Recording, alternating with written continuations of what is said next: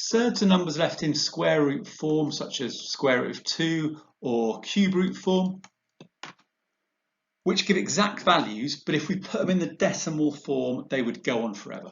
So root 2 is equal to this value. That's as far as my calculator goes, but the actual value does keep on going. It's an irrational number. So surds are a really nice, neat, accurate way to represent these values.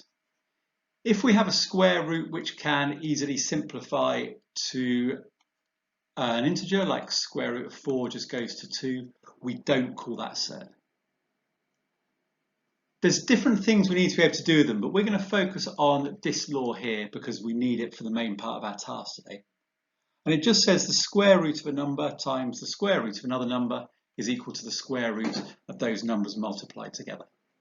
So the square root of 5 times the square root of 6, we can write this as the square root of 30. Second one, we got the square root of 3 times the square root of 6, so that's equal to the square root of 18. Now, when we get to answers like these, we need to see if we can simplify them further. And the trick to doing that is to look for a factor pair for our numbers. So a factor pair of 18, we could use square root of 9 times the square root of 2. And we want one of the numbers in that factor pair to be a square number, because we know the square root of 9 is 3, so we can write this as 3 root 2. For the first example here, we can't simplify it further, because all the possible factor pairs we could split 30 into, and we've got 5 and 6 over here, none of those are a square number, so we can't simplify it further. So sometimes we can do it, sometimes we can't, but always look. So here we get the square root of 72. Looking for our square numbers, we can see that 72 is 36 times 2, so we can simplify this into 6 root 2. Pause the video, have a try with these practice questions.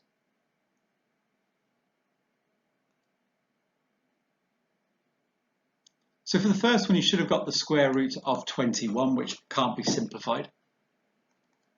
We then get the square root of 24, and that's equal to, 24 is equal to 4 times 6, so we can simplify that to 2 root 6. We get root 48. That can be simplified into 4 times root 12, so we get 2 root 12. It might be useful to have a bit more practice on that last step before having a look at the starter task. So remember, when we are trying to simplify a surd, what we're looking for is a pair of factors where one of them is a square number, because then we can simplify. Now, this isn't always the case, but often you can, and it's always worth looking. Sometimes it's a bit trickier to find factors. Here we've got, so 4 times 13 for this, so that gives us 2 root 13. Something that can help when numbers get a little bit trickier is that fact button on your calculator.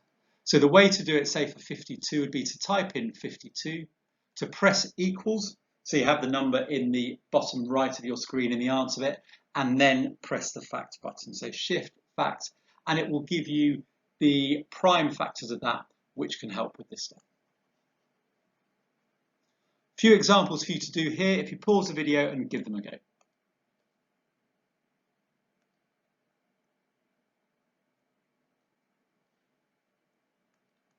So first one, we can split that into root 25 times root 2, so we get 5 root 2.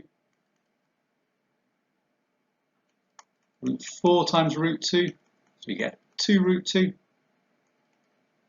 And root 4 times root 11, so we get 2 root 11.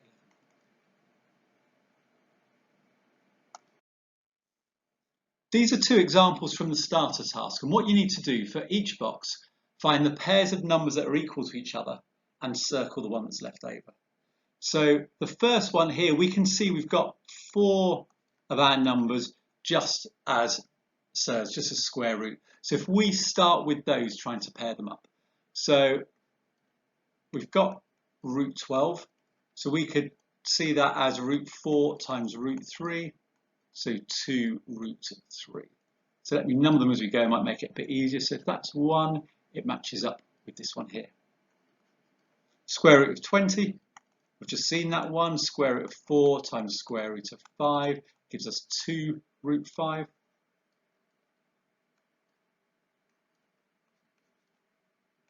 Square root of 18. Square root of 9 times square root of 2. 3 root 2, that should be.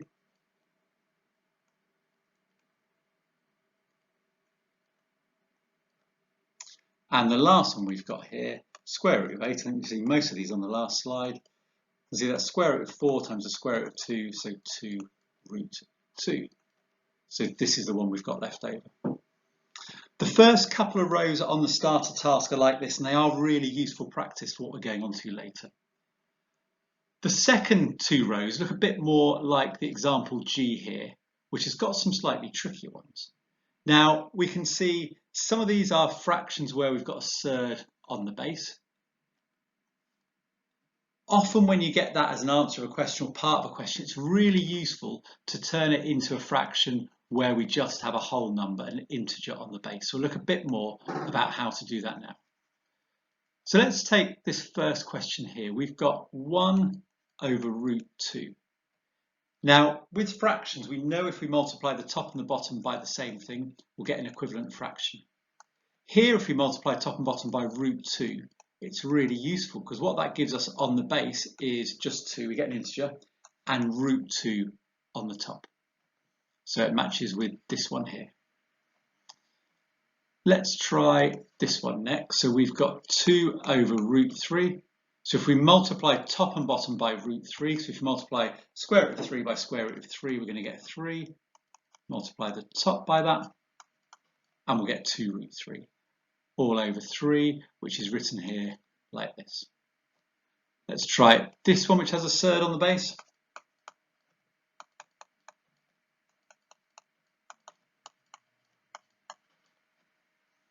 Matches up here. And so out of these 3 we've got left, there's going to be one of them left over. So let's try 4 over root 2. So similar to 4, multiply top and base by root 2. We'll get 4 root 2 over 2. And we can simplify this further because we can divide top and bottom by 2. And here we'll just get 2 root 2. So that matches with this, leaving this as the odd one out. So the starter task is attached to show my homework. Have a try with those. It would be really good to practice 1 or 2 from each row as you go through. It'd be fantastic if you can work that through. Answers are attached.